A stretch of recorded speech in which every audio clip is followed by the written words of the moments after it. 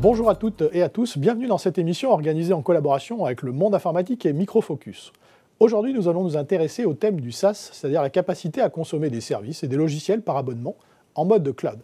Il est probable que vous ou votre entreprise utilisiez des ressources SaaS. Mais est-ce que vous avez réellement développé une vraie stratégie SaaS et est-ce que vous posez les bonnes questions? Cette interrogation est légitime tant les idées reçues restent nombreuses sur le SaaS. Pour nous éclairer et répondre à ces idées reçues, j'ai le plaisir d'accueillir Virgile Delécole. Virgile, bonjour. Bonjour Jacques. Donc vous êtes directeur des avant-ventes chez Microfocus. C'est bien ça. Alors avec vous, on va voir justement un petit peu l'ensemble de ces idées reçues, essayer de les balayer, en tout cas d'abord nous éclairer sur ces idées reçues.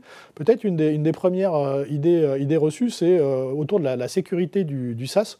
En discutant avec des DSI, c'est vrai que cette problématique revient quasiment en numéro 1. Est-ce que le SaaS finalement est sûr ?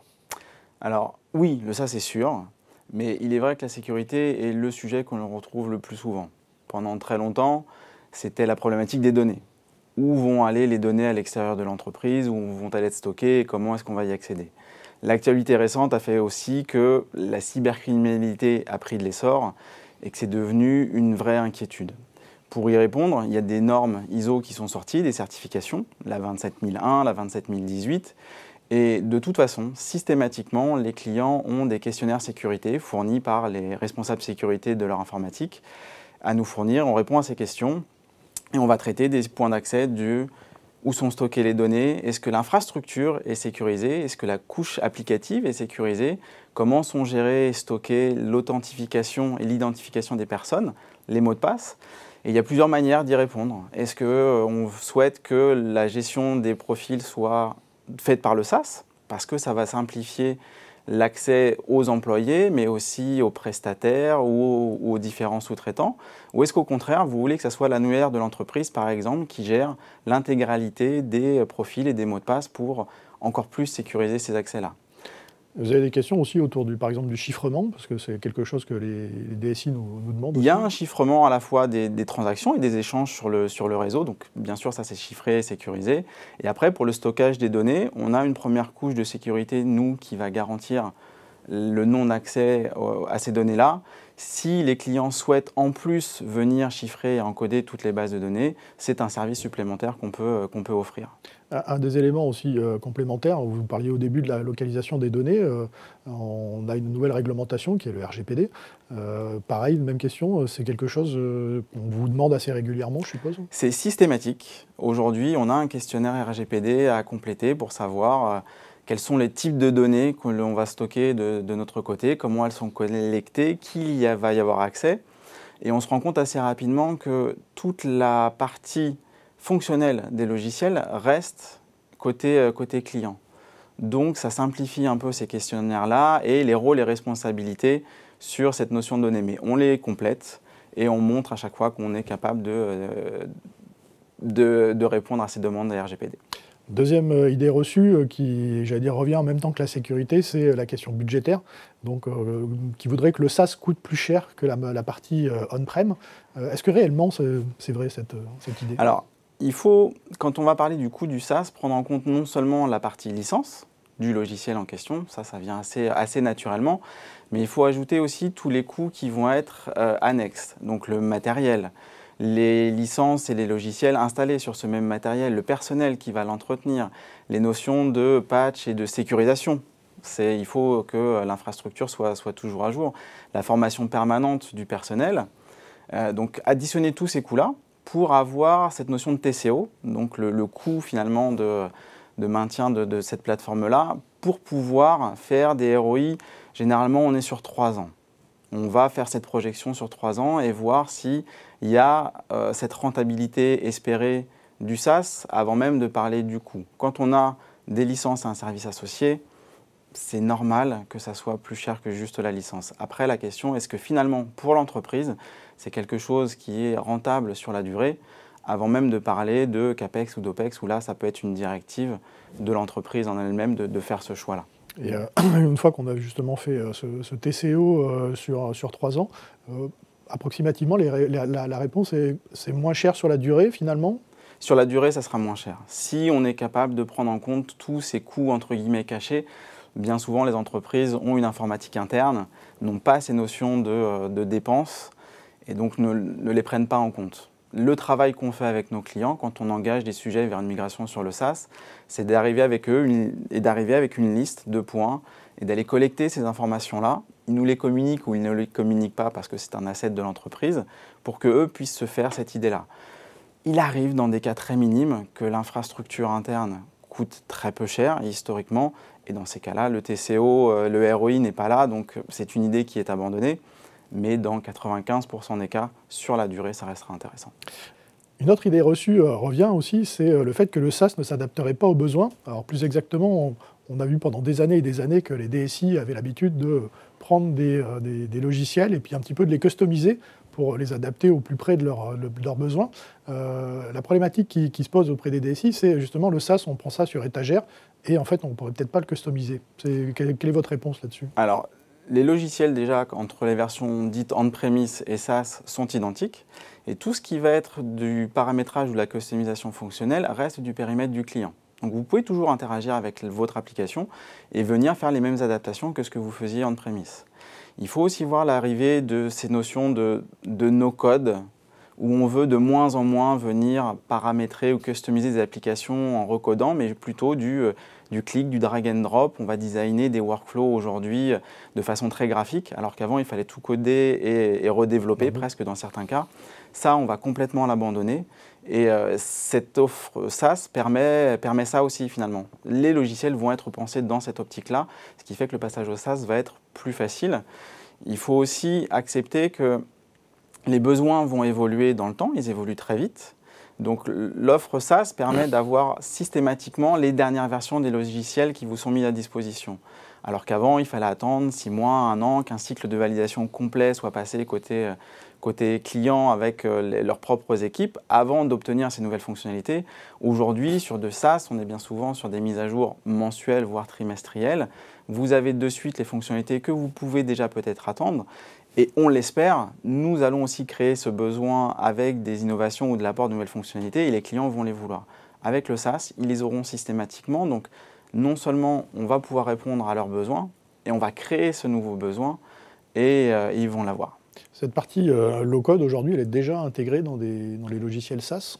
Dans certains de nos logiciels, donc les plus récents, ceux qui sont presque dits cloud natifs ou qui ont été pensés SaaS dès la première heure, on a toute une gamme de produits historiques qui existent depuis 10 ans, 15 ans, où ils ont été portés et adaptés pour le SaaS. Ils ne bénéficient pas tous, malheureusement, de ces approches no-code, mais en tout cas, tous ceux qui sont sortis ces dernières années l'ont. Un élément aussi, juste pour reboucler, vous parliez d'actualisation, de mise à jour des logiciels SaaS. C'est aussi une réponse à la sécurité, c'est-à-dire à la première question sur les idées reçues. C'est exactement ça, c'est que sur le SaaS, on va non seulement mettre à jour nos logiciels, mais on va aussi patcher tout ce qui va être serveur, base de données et garantir cette sécurité-là. Et dans certains cas, on l'a vu avec la crise du Covid, des entreprises se sont retrouvées désarmées il y a bientôt 1 an, parce que leur informatique n'était pas prête à cette notion de sécurité. On était sur un réseau fermé et les données étaient bien au chaud et donc il n'y avait pas de problématique. Le fait de passer sur des offres SaaS a parfois été beaucoup plus simple pour nos clients que de transformer leur propre informatique ou de la sécuriser complètement pour permettre à des salariés qui se retrouvaient en télétravail d'accéder aux données et aux assets de l'entreprise ou de faire que des tiers, des prestataires, des outsourceurs puissent se connecter. On a encore aujourd'hui des demandes spécifiques de dire j'ai un projet particulier qui va être administré, traité par différents soumissionnaires. Je ne veux pas leur ouvrir mon informatique, je ne veux pas les authentifier dans mon annuaire d'entreprise. Et donc les clients prennent une solution SaaS, tout le monde peut s'y connecter, s'identifier simplement. Donc ça peut être aussi des actions temporaires. On peut migrer définitivement vers le SaaS ou alors de façon temporaire pour des projets bien précis, souscrire à cette offre-là et finalement autoriser l'accès sans forcément dévoiler ou mettre en péril son entreprise. Alors justement, cette question de temporalité va faire office de la dernière idée reçue, c'est le SaaS est-il pérenne ? Ça veut dire notamment les DSI s'interrogent des fois sur la possibilité d'avoir ce SaaS pendant X temps, et puis surtout que le contrat soit, j'allais dire, respecté et qu'il n'y ait pas des augmentations tarifaires, par exemple, ou des modifications de la part de l'éditeur, par exemple. Alors, je vais répondre en deux temps. La pérennité, elle est sûre. C'est de toute façon une tendance de fond que l'on voit arriver. Ça fait presque 20 ans maintenant que côté Micro Focus, on fait du SaaS. Alors il y a 20 ans, ça ne s'appelait pas du SaaS, c'était des offres de services complètes. Aujourd'hui, on va parler de SaaS et tout le monde passe sur du SaaS. Donc ça va durer.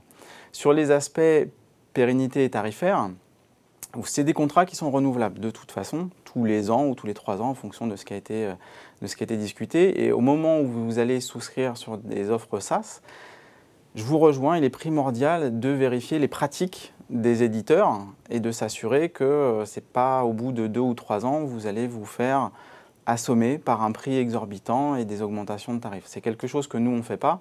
On a parlé aussi finalement du coût du SaaS. Vous avez une flexibilité totale avec le SaaS d'ajouter de la capacité, ponctuellement, comme on vient de l'évoquer, à la baisse quand le contrat va être revu, et finalement de pouvoir moduler complètement ce que vous avez. Vous avez aussi ces notions pour répondre aux besoins qui a été une idée reçue, ça ne s'adapte pas.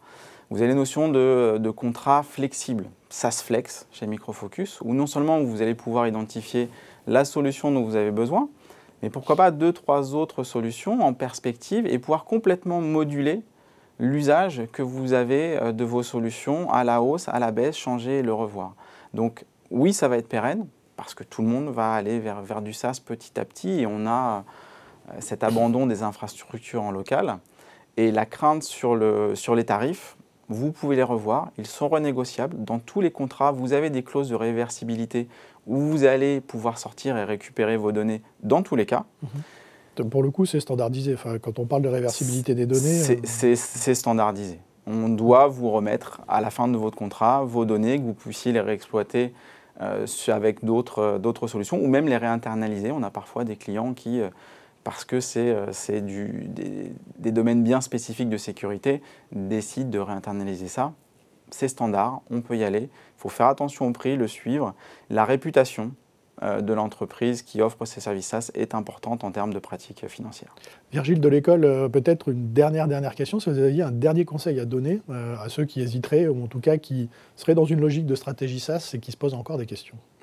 Il faut nous contacter et qu'on puisse travailler ensemble sur est-ce que c'est le bon moment, est-ce que vous avez fait le bon calcul de TCO, parce que l'argent reste un driver quand même assez important et on pourra rapidement les rassurer sur ces problématiques de sécurité. Tous les dossiers auxquels on a répondu, sécurité, RGPD, à chaque fois, ça se passe bien et on finit par avoir l'aval sur ce point-là. Donc, il ne faut pas en être inquiet. Après, la clé, c'est le TCO et le ROI. Rendez-vous est pris. Merci Virgile de l'école. Je vous en prie. Et puis, j'espère qu'on a répondu à vos questions, en tout cas à balayer ces idées reçues. Je vous donne rendez-vous à une prochaine émission. Merci beaucoup. At Micro Focus, we help you run and transform your organization in a changing world. With a holistic set of solutions, backed by a robust analytics ecosystem, our customers are addressing the 4 core pillars of digital transformation. Micro Focus has helped us with our testing capabilities as we continue to evolve. We're able to cover more with less time, allowing our testers to do more exploratory testing and testing of new product development. We needed to simplify IT complexity through the provisioning, process automations, and standardization. Micro Focus increased our IT administrators' productivity by 80% while delivering on promise of hybrid IT. Dubai is the fastest growing city in the planet. What we want to protect is any infiltration or any disruption to our actions or process. How do you make sure that they are secured? Being able to develop the right strategy to move forward. That gives me satisfaction. We leveraged Vertica to build an accelerated abstraction layer between our analytic and production systems. Once we got something stable, scalable, and fast, we could build tools around it, and throughout the organization, this unlocked productivity that we just didn't imagine was possible before. Micro Focus has been an amazing partner. Key to successful digital transformation is the ability to bridge the existing and the emerging. Application modernization is a fundamental part of our company, and we're very proud to be part of that journey. That's where Micro Focus can help. Our software removes the need to take a risky rip-and-replace approach so you can run and transform at the same time. We call that smart digital transformation. For more information, visit us at microfocus.com.